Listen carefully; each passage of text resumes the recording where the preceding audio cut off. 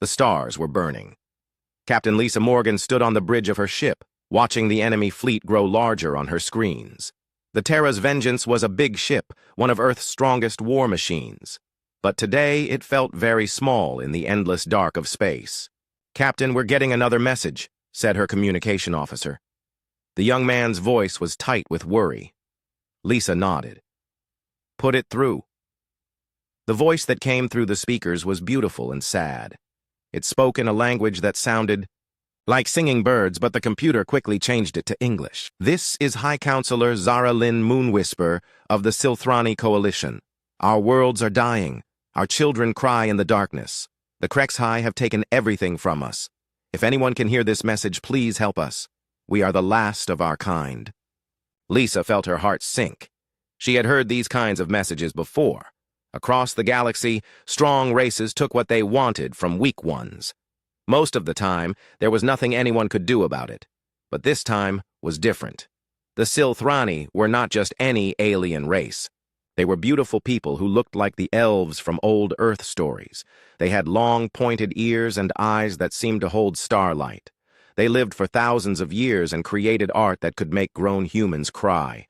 They were also completely peaceful. They had no idea how to fight a real war. "How far away are they?" Lisa asked her navigation officer. 3 days at full speed, Captain, but we'd be going alone. The rest of the fleet is too far away to help." Lisa looked at the message again. The Silthrani homeworld of Ethermore was under attack. So were their 3 colony worlds. Billions of peaceful people were about to die. She thought about the Krexhai. They were bug-like creatures with hard shells and sharp claws. They ate other intelligent species and turned their worlds into breeding grounds. They had destroyed 17 civilizations in the last 200 years. Most races in the galaxy were afraid of the Krexhai. When they attacked, people usually ran away or surrendered. Fighting them was considered suicide, but humans were different. Humans came from Earth, a world that had tried to kill them every day for millions of years. Ice ages, volcanoes, diseases, giant predators. Earth had thrown everything at humanity. The weak ones died. The strong ones learned to fight back. Other alien races called humans Deathworlders. They said humans were crazy because they lived such short lives, but fought so hard. Most aliens lived for thousands of years and thought war should be polite and clean. Humans knew better. "Send a message to Admiral Williams," Lisa said. "Tell her we need the entire 7th Fleet at Ethermore. Now." Her communication officer looked surprised. "Captain, that's not our mission. We're supposed to be patrolling the outer systems." "Our mission just changed," Lisa said firmly. 20 minutes. Later, Admiral Kate Williams appeared on the main screen. She was a tough woman with gray hair and scars on her face from old battles. She had been fighting aliens longer than most of her crew had been alive. "Lisa, what's this about helping the Silthrani?" Kate asked. "High Command says it's not our problem." "It is now," Lisa replied. She sent the distress message to Kate's ship. "Listen to this." Kate's face grew dark as she heard Zara Lynn's voice. The Admiral was quiet for a long time after the message ended. "The Krexhai have 400 ships," Kate said finally. "We have 37. "I know. They've never lost a battle." "I know that too." Kate smiled. It was not a nice smile. It was the kind of smile that had made the Krexhai's enemies disappear from the galaxy. "Well then," Kate said, "I guess it's time they learned what happens when they mess with Deathworlders. All ships set course for Ethermore. Maximum speed." Lisa felt her ship turn toward the distant Silthrani homeworld. Around her, the rest of the 7th Fleet was doing the same thing. 37 human ships against 400 alien ones. Most people would call it impossible. Humans called it Tuesday. On the planet Ethermore, Zara Lynn Moonwhisper stood in her crystal tower and watched the sky burn. Krexhai ships filled the air like angry insects. Her people's beautiful cities were turning to ash. "High Counselor," said one of her advisors, "the last of our defense fleet has been destroyed. We have perhaps 6 hours before they land troops." Zara Lynn closed her eyes. Her people had sent their message to every corner of the galaxy. No one had answered. No one was coming to help. The Silthrani would die with dignity, as they had lived. But then something strange happened. A young warrior named Lyra Lee Starweaver ran into the chamber. Her normally perfect hair was messy and her clothes were torn. "High Counselor, someone answered our call." Zara Lynn felt her heart skip a beat. "Who? Which of the great races comes to our aid?" "The humans," Lyra Lee said. 37 of their warships are coming here." The room fell silent. Everyone knew about humans. They were the young race from the edge of the galaxy. They were violent and short-lived and completely insane. They were also the only species that had ever fought the HFY and won. 37 ships? Zara Lynn asked. Against 400? Yes, High Counselor. Zara Lynn felt something she had not felt in weeks. Hope. Maybe, just maybe, her people would see another sunrise. In space, the human fleet raced toward Ethermoor. Captain Lisa Morgan stood on her bridge and watched the stars stream past. In 3 days, they would either save an entire civilization or die trying. Either way, the galaxy was about to learn something important about humans. They never left anyone behind. The human fleet dropped out of faster-than-light travel just as the HFY began their final attack on Ethermoor. Captain Lisa Morgan watched her screens fill with enemy ships. There were so many of them that they looked like a swarm of metal, insects around the beautiful blue-green world below. "Holy hell," whispered her weapons officer. "There's got to be 500 of them now." Lisa keyed her radio. "All ships, this is Morgan. Remember, we're not here to win pretty. We're here to win." The reply came from Admiral Kate Williams on her flagship. "Copy that. All ships weapons free. Show these bugs what Earth is all about." On Ethermoor, High Counselor Zara Lynn Moon Whisper felt the ground shake as HFY bombs fell on her capital, City. The beautiful crystal spires that had stood for 10,000 years were cracking and falling. Then her communication officer, a young Silthrani named Sarah Lynn Dawnblade, called out in excitement. "High Counselor!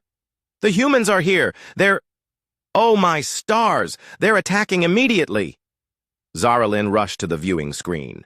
In space above her world, she could see the human ships diving straight into the HFY fleet. No warnings. No demands for surrender. No polite talk about terms. They just started shooting.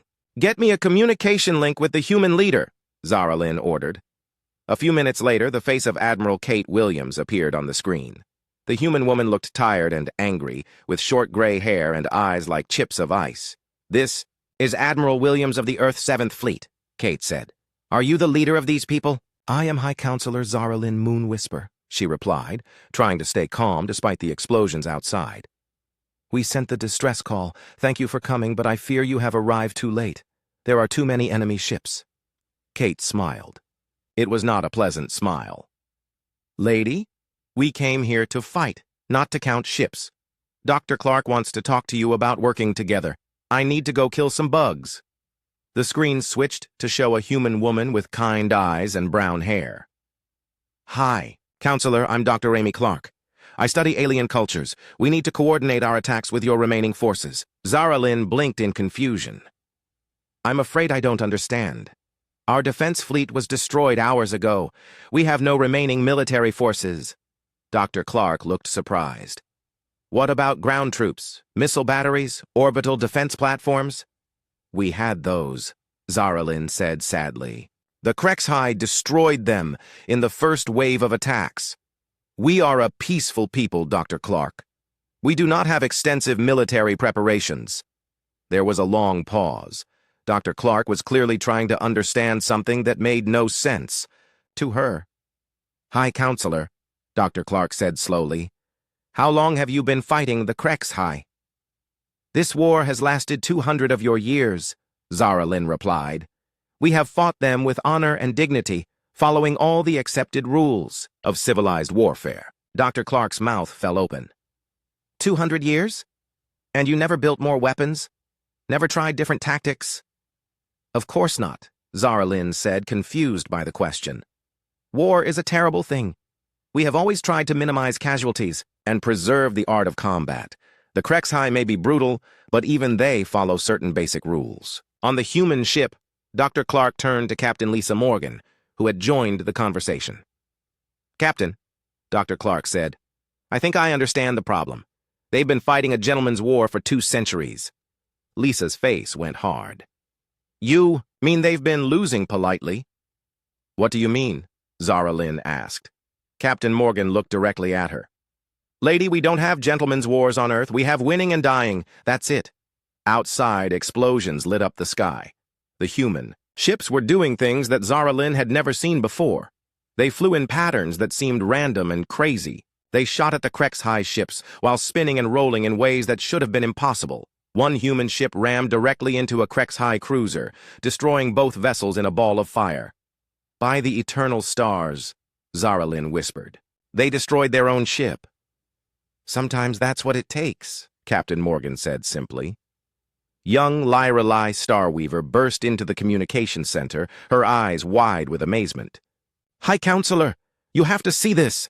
The humans have landed troops in the city. Zara Lynn switched her viewing screen to show the streets of her capital. What she saw made her gasp. Human soldiers were running through the burning city carrying weapons that seemed far too large for their small bodies. They wore heavy armor and moved like predators. When HFY ground troops tried to stop them, the humans simply ran straight at them, shooting and screaming. They're not taking cover, Lyra said in amazement. They're attacking the HFY directly. Commander Beth Rodriguez's voice came over the radio from the ground. This is Hellhounds Actual. We have enemy contact throughout the city, engaging with extreme prejudice. Extreme prejudice? Zara Lynn asked Dr. Clark. It means they're not taking prisoners, Dr. Clark explained. Zara Lynn felt sick. But that's not how war is supposed to work. There are rules, protocols. Even the HFY follow basic standards of combat. Captain Morgan laughed, but it was not a happy sound. Lady, the only rule humans follow in war is this. You do whatever it takes to protect innocent people. Everything else is just details. On the screen, they watched a squad of human Marines charge directly into a group of HFY warriors. The aliens were bigger and stronger, but the humans fought like they were already dead. They used their weapons, their fists, their teeth, whatever it took. When the fight was over, the HFY were dead, and the humans were still moving. How? Sarah Lynn whispered. How do they fight like that? Dr. Clark looked sad. Because they come from a world that tried to kill them every day for millions of years. They learned to fight or die, and they learned very well. Above the planet, the space battle was turning into something the galaxy had never seen before. The human ships fought with a savagery that shocked both the HFY and the Silthrani. When a human ship was damaged, it didn't retreat. It flew directly at the nearest enemy and used itself as a weapon. When human fighters ran out of missiles, they rammed enemy ships. When human Marines boarded HFY vessels, they fought in the corridors even when the ships were venting atmosphere into space. This is impossible, Zara Lynn said. No species fights like this. It's insane. That's what makes it work, Captain Morgan replied. The HFY have conquered 17 civilizations because they're stronger and meaner than everyone else. But they've never fought anyone crazy enough to ram their own ships into the enemy. A new voice came over the radio. It was Admiral Williams, and she sounded happy. All ships, this is Williams. The enemy is breaking off their attack. Repeat, the HFY are retreating from Ethermore orbit. Zara Lynn could not believe what she was hearing. Retreating? The HFY never retreat. They do now, Captain Morgan said with a grin. Welcome to human warfare, lady. We don't fight fair, we don't fight pretty, and we don't give up. Ever. As the HFY ships pulled back from the planet, Zara Lynn realized that everything she thought she knew about war was wrong, and maybe, just maybe, that was exactly what her people needed to survive. 3 days after the first battle, the HFY came back with more ships. Admiral Kate Williams stood on the bridge of her flagship and counted the enemy vessels on her screen. 800 this time. They had called for reinforcements.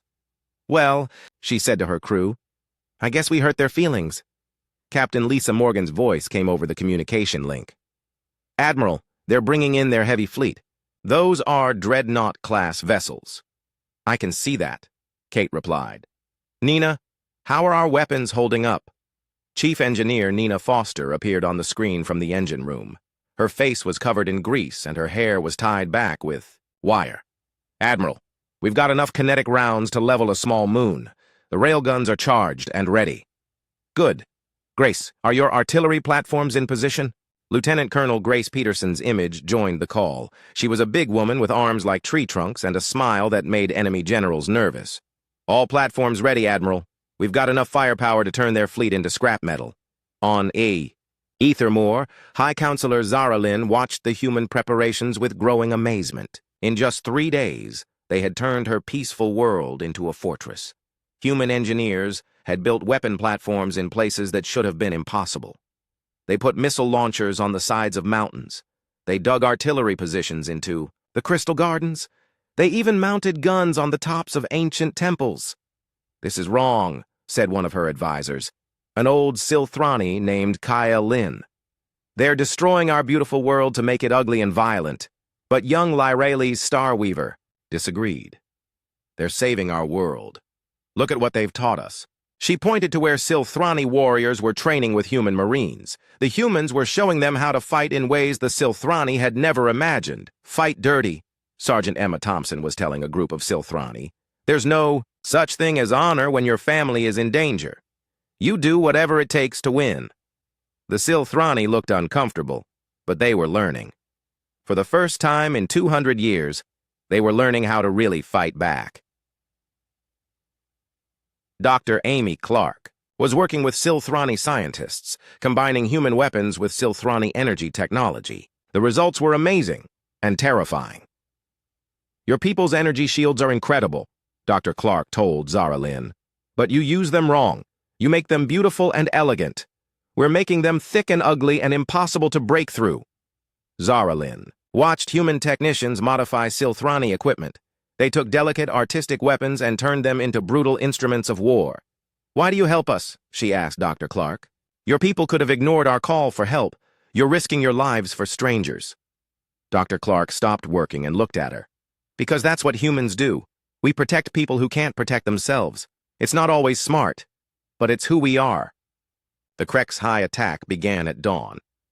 This time they were ready for human tactics. They came in tight formations, using their shields to protect each other. They had studied the humans and learned from their defeats. But humans were always learning, too. "All ships," Admiral Williams ordered. "Activate the new weapons. Let's show them what Nina's been working on." The human ships opened fire with weapons the galaxy had never seen before. Instead of energy beams or normal missiles, they shot solid metal bars at incredible speeds. The kinetic rounds punched through Krex High shields like they were made of paper. Ships that had seemed invincible exploded in balls of fire. "What are those weapons?" Zara Lynn asked Dr. Clark. "Railguns," Dr. Clark explained. "We accelerate metal projectiles to a significant fraction of light speed. When they hit something, they release more energy than most nuclear weapons." On the ground, Grace Peterson's artillery opened fire. The weapons she had built were not elegant or beautiful. They were huge, ugly machines, designed for one purpose: to destroy everything in front of them. Krex High dropships trying to land on the planet were blown out of the sky before they could touch down. The ones that did make it to the surface faced something they had never encountered before: human-trained Silthrani warriors who fought like demons. Lyraleigh led a mixed unit of humans and Silthrani against a Krex High landing zone. The aliens had expected to face the same polite, careful fighters they had been beating for 2 centuries. Instead, they met creatures who combined Silthrani speed and grace with human brutality and determination. "Remember what Sergeant Thompson taught us," Lyraleigh called to her troops. "No mercy, no quarter, no stopping until they're all dead." The Silthrani charged alongside human marines, using their energy weapons in ways their ancestors would have found horrifying. They shot at wounded enemies. They destroyed ships that were trying to surrender. They fought like humans. They fought to win. In space, the battle was becoming a slaughter. The Krex High had brought 800 ships, but human weapons were designed by a species that had been trying to kill itself for thousands of years. Commander Beth Rodriguez led a boarding party onto a Krex High dreadnought. The alien ship was huge, designed to house thousands of warriors in comfortable conditions. The humans didn't care about comfort. They fought through corridors filled with poisonous gas. They battled in areas where the gravity was so strong it should have crushed them. When the Krex High cut off the air supply, the humans put on breathing masks and kept fighting. "How?" asked a captured HFY officer as Beth's team secured the ship's bridge. "How do you fight in conditions that would kill us?" Beth smiled behind her helmet. "Practice," she said. Back on the human flagship, Admiral Williams watched the battle with satisfaction. The HFY were learning what it meant to fight a species from a death world. Humans had evolved on a planet where everything tried to kill them. Diseases, weather, animals, other humans, Earth had thrown every challenge at humanity and they had survived them all. Now, they were bringing those lessons to the stars. "Admiral," reported her tactical officer, "the enemy fleet is breaking apart. They're trying to retreat." "Let them go," Kate ordered. "But mark their course. We want to know where they're running to." As the HFY ships fled the system, Zara Lynn stood in her crystal tower and watched the sky clear for the first time in weeks. "It's over?" she asked Dr. Clark. "This battle is over," Dr. Clark replied. "But the war is just beginning. The HFY will be back with more ships and better plans." "Then we'll be ready," said a new voice. They turned to see Lyrelei approaching. The young Silthrani warrior was covered in alien blood and human mud, but her eyes were bright with victory. "We'll be ready," she repeated, "because now we know how to fight like humans." Zara Lynn looked at her people's young warrior and realized that the Silthrani were no longer the same peaceful race they had been a week ago. They had learned from the Deathworlders, and the galaxy would never be the same. 2 months later, the war had spread across 3 star systems. Captain Lisa Morgan stood on the bridge of Terra's Vengeance as her ship approached the HFY-occupied world of Veltar. This had been a Silthrani colony for 5,000 years. Before the enemy took it, now they were taking it back. "Captain," her navigation officer reported, "we're getting signals from the planet's surface. It looks like Silthrani survivors." Lisa smiled. "Put me through to Admiral Williams." Kate's face appeared on the screen. Behind her, Lisa could see the busy bridge of the flagship. "What's the situation, Lisa?" "We've got civilians down there, Silthrani who've been hiding from the HFY for 2 years. Then we'd better go get them," Kate said. "All ships prepare for planetary assault. This is going to be messy." On Ether Moor, Dr. Amy Clark was working in what used to be the High Council's meeting chamber. Now it looked more like a military command center, with screens showing star maps and weapon readouts. High Counselor Zara Lynn entered the room, followed by Lyrelei and several other Silthrani warriors. But these were not the same elegant beings who had first met the humans. They wore practical armor instead of flowing robes. They carried weapons designed for killing instead of ceremonial blades. "Dr. Clark," Zara Lynn said, "our scouts report that the humans have begun their attack on Veltar." "That's right," Amy replied. "Captain Morgan thinks she can retake the planet in 3 days." Sarah Lynn Dawnblade, who had become the Silthrani's new military commander, shook her head. "That's impossible. Veltar has been fortified for 2 years. The HFY have turned it into a fortress world." "That's what makes it interesting," said a new voice. They turned to see Sergeant Emma Thompson entering the room. The human demolitions expert was grinning and carrying a large bag of equipment. "Fortresses are just big targets," Emma said cheerfully. "The bigger they are, the louder they explode." Lyrelei laughed. "Emma, you're insane." "That's why it works," Emma replied. "The HFY expect their enemies to be smart and careful. They don't expect us to blow up their entire fortress just to save a few prisoners." Zara Lynn still had trouble understanding human thinking. "But surely the risk is too great. You could lose many soldiers." Dr. Helen Martinez looked up from her. "Medical supplies." The combat medic was preparing to treat wounded from the coming battle. "Hi, Counselor," Helen said gently. "Humans don't calculate risk the same way you do. We don't ask if we might lose people. We ask if the fight is worth it."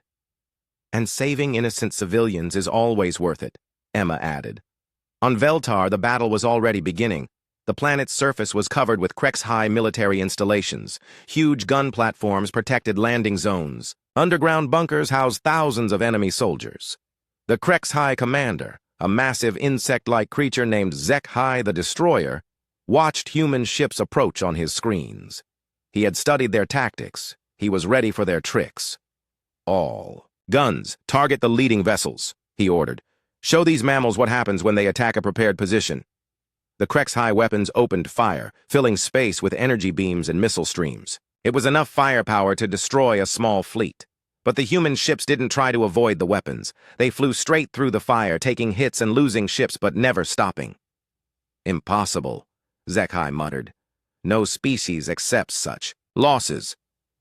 On Terra's Vengeance, Captain Morgan felt her ship shake as enemy fire struck the hull. Her damage control officer reported multiple hits.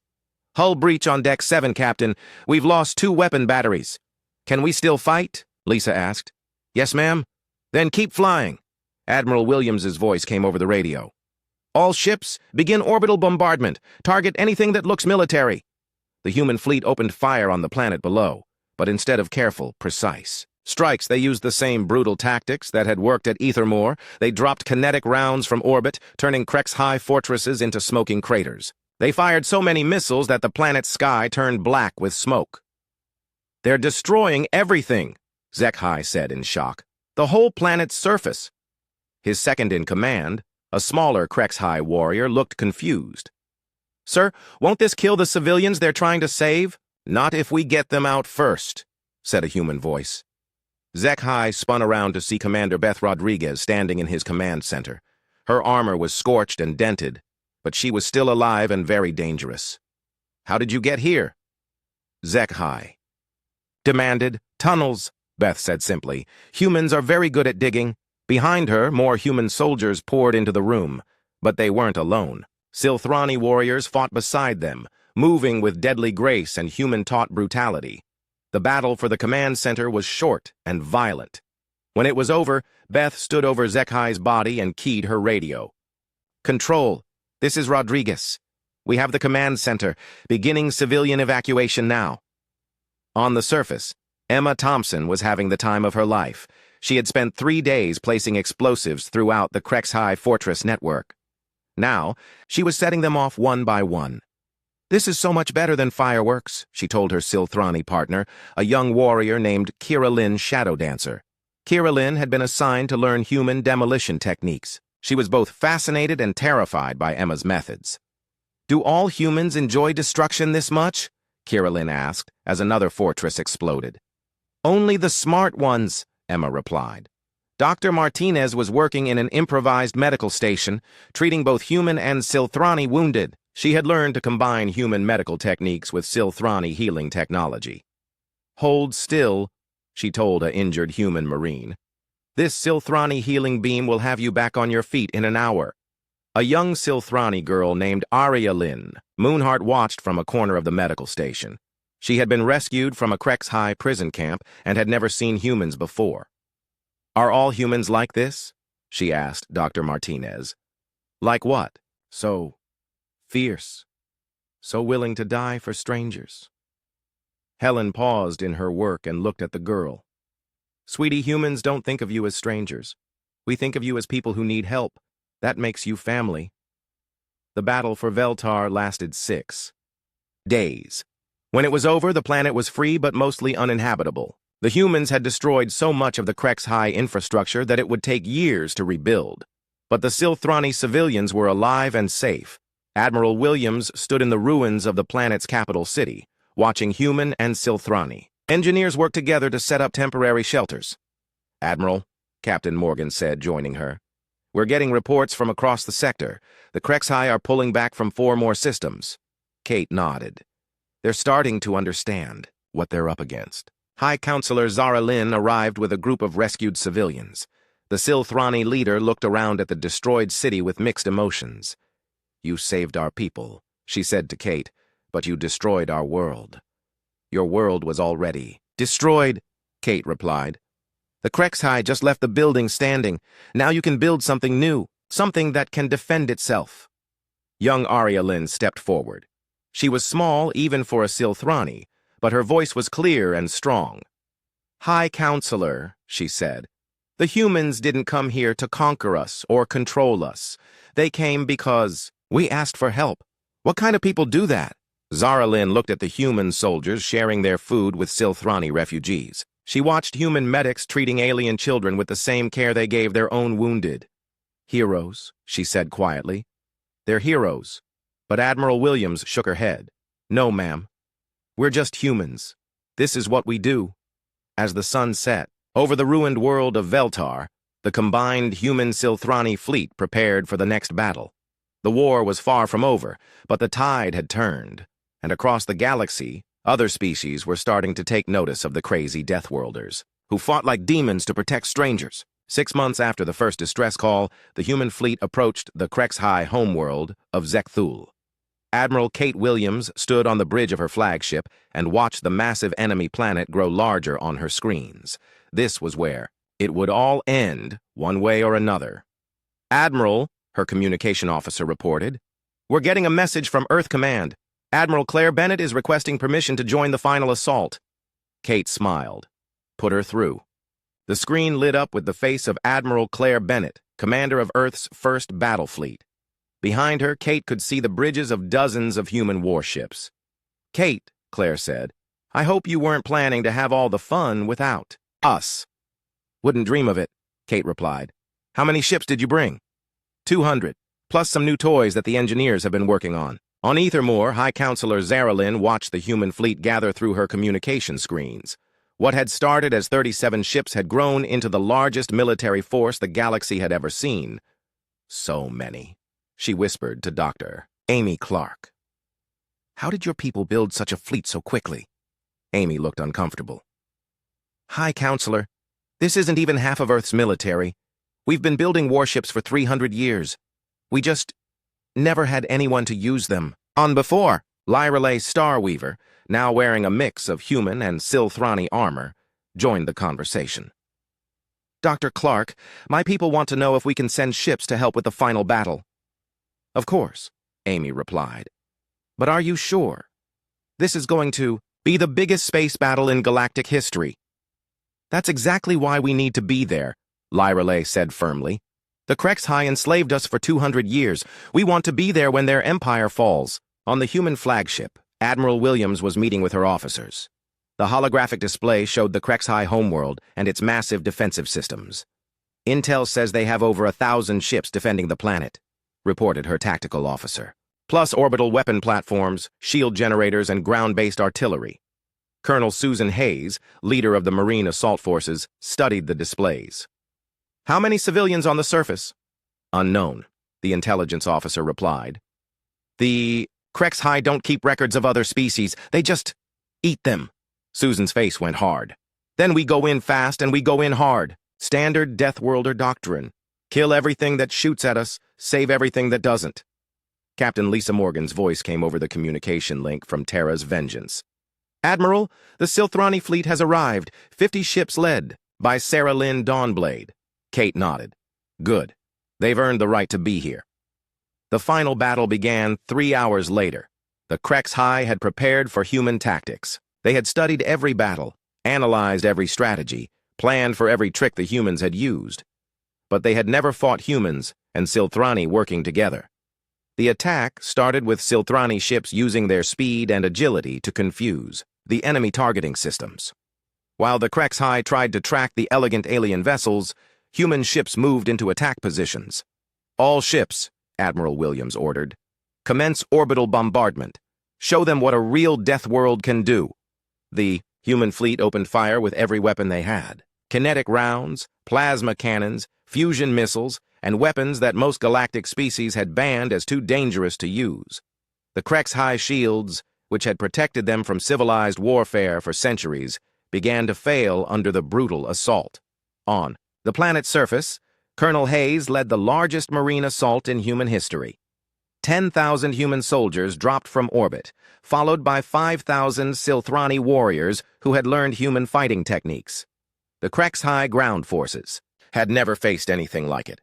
"Remember," Hayes told her troops over the radio, "we're not here to conquer this world. We're here to end a threat to peaceful civilizations. No prisoners, no mercy, no stopping until every last bug is dead or running."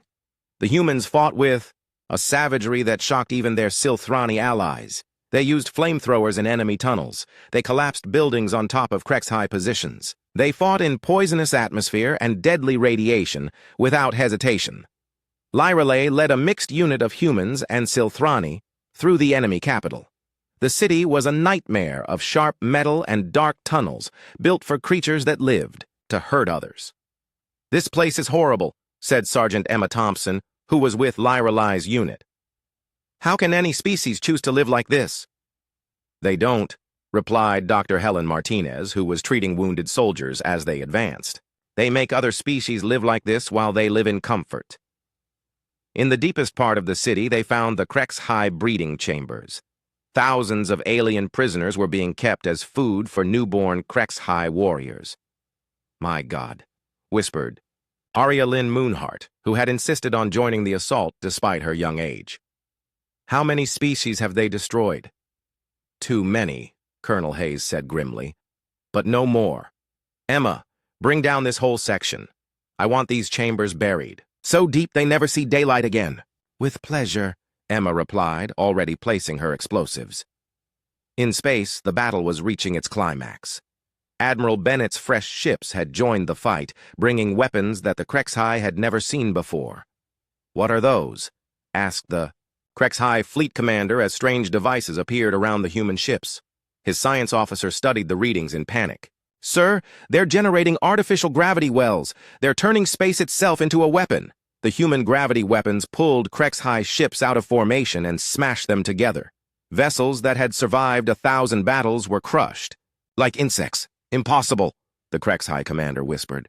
"No species would weaponize the fundamental forces of the universe." "Humans would," said Admiral Williams, whose ship had somehow appeared right next to his flagship. "We weaponize everything." The HFY fleet broke apart and ran for the edges of the system. For the first time in their history, they were retreating from their own homeworld. On the surface, the last HFY stronghold fell to a combined assault by Colonel Hayes's Marines and Lyra Lee's warriors.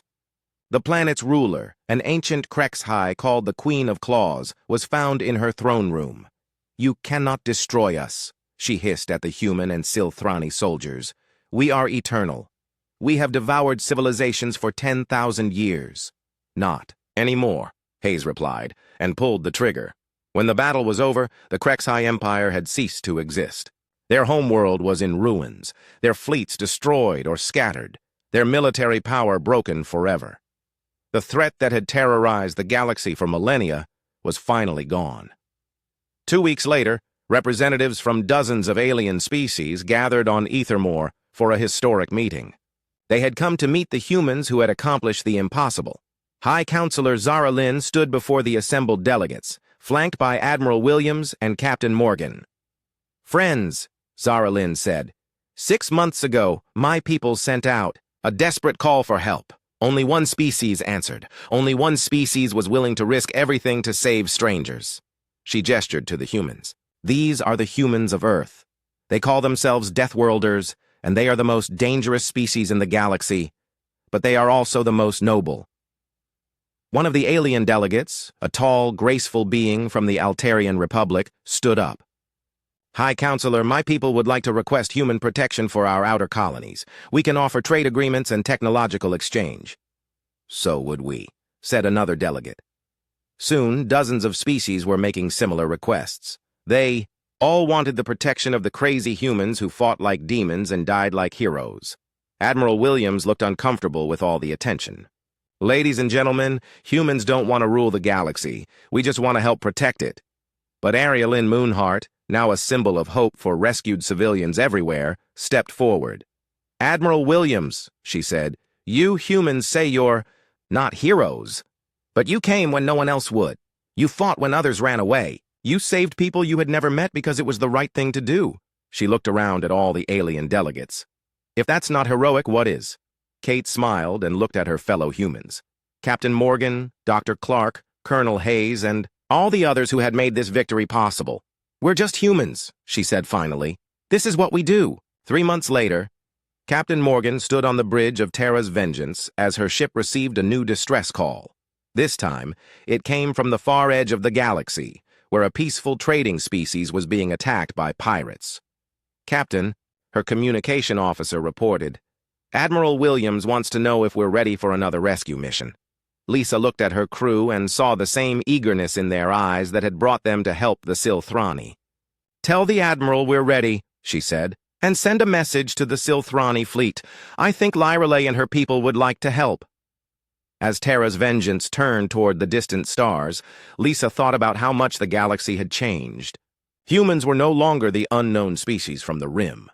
They were the guardians that peaceful civilizations called when the monsters came calling. It was a big responsibility. But humans had always been good at handling big responsibilities. After all, they were Deathworlders, and Deathworlders never left anyone behind.